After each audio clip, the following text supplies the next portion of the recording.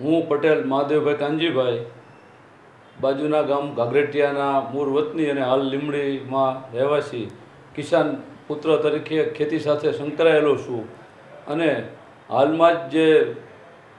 મિલકત ધારકોને તાજેતરની સરકારમાં જંત્રીની ભારણ અને વારસાઈ હક કમી અને દાખલ કરવામાં પડતી મુશ્કેલીમાંથી ઐતિહાસિક નિર્ણય ગતિશીલ ગુજરાતના પ્રણેતા આનંદીબેન પટેલે માત્ર સીધી લીટીના વારસદારોને ₹100 સ્ટેમ્પ ઉપર વારસાઈ હક દાખલ કરવાનો ઐતિહાસિક નિર્ણય લીધો, જેનાથી મિલકત ધારકો હર્ષ અને લાગણી અનુભવી રહ્યા છે અને ખુશીથી ઝૂમી રહ્યા છે. અમને પણ હૃદયથી ખૂબ જ આનંદ થઈ રહ્યો છે કે છેવાડાના માનવીને આ ભાજપની સરકારના મુખ્યમંત્રીએ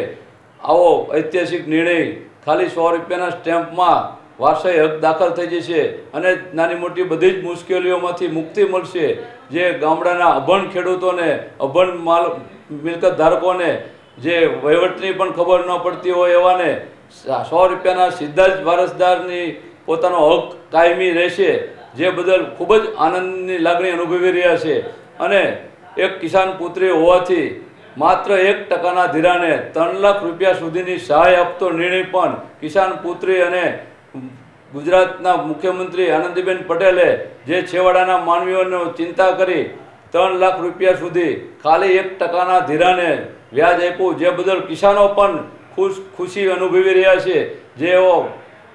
દરેક જગ્યાએ દેખાઈ રહ્યું છે. જે બદલ હાલની સરકારના મુખ્યમંત્રી અને સરકારનો જેટલો માનવી તેટલો આભાર ઓછો છે. અદ્ભુત નિર્ણય લેવા બદલ કિસાનો અને છેવાડાના માનવીઓ, મિલકત ધારકો ખૂબ જ ભાજપની સરકાર સાથે હર્ષ અને આનંદથી જોડાઈ રહ્યા હોય એવું વાતાવરણ બની રહ્યું છે, જે બદલ હાલના મુખ્યમંત્રીને લાખ લાખ અભિનંદન.